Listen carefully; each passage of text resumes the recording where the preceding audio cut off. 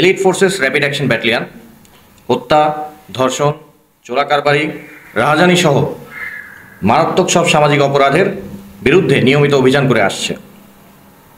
এই ধারাবাহিকতায় RAB 13 crime prevention company 2 Nilphamari গতকাল অর্থাৎ 4 তারিখে আমরা দিনাজপুর জেলার বীরগঞ্জ থানায় একটি কোষ্ঠী পাথরের বিষ্ণু মূর্তি লুকায়িত আছে বলে তথ্য পাই।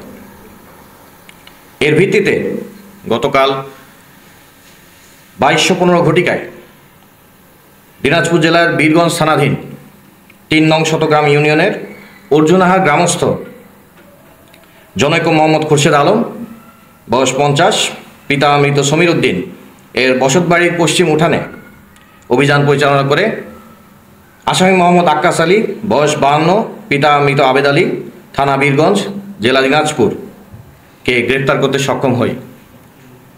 ধৃত আসামির স্বীকারোক্তি এবং দেখানো মতে মোহাম্মদ খুরশেদ আলম এর বাড়ির উঠানের দক্ষিণ প্রান্তে লাউ গাছের একটি মাচার নিচে মূর্তিটি লুকায়িত আছে বলে আমরা জানতে পারি। লুকায়িত স্থানে মাটির নিচে আনুমানিক 8 ইঞ্চি খনন করে আমরা কোষ্ঠী পাথরের বিষ্ণু মূর্তিটি উদ্ধার করতে সক্ষম হই।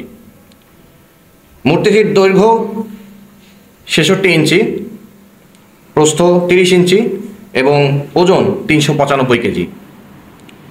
মূর্তিটির আনুমানিক বাজার মূল্য 3,95,00,000 টাকা।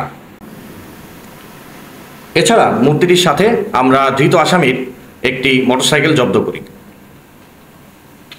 এখানে উল্লেখ্য বিষয় হচ্ছে আমাদের আসামি 2 জন এবং 2 জনের মধ্যে একজন আসামি আমরা ধরতে সক্ষম হয়েছি, একজন আসামি পলাতক রয়েছে। প্রাথমিক জিজ্ঞাসাবাদে ধৃত আসামি আমাদের জানায় আসামিদ্বয় দীর্ঘদিন যাবৎ মূর্তি ব্যবসার সাথে জড়িত এবং বহুদিন ধরে আইন শৃঙ্খলা রক্ষাকারী বাহিনীর চোখ ফাঁকি দিয়ে মূর্তি চোরাচালান করে আসছে। ধৃত আসামিদ্বয়ের বিরুদ্ধে দিনাজপুর জেলার বীরগঞ্জ থানায় বিশেষ ক্ষমতা আইন 1974-এর 25B(1) আলফা ধারায় একটি মামলা রুজুপূর্বক আসামি এবং কোষ্ঠী পাথরের মূর্তিটিকে আমরা সংশ্লিষ্ট থানায় হস্তান্তর করেছি। ধন্যবাদ।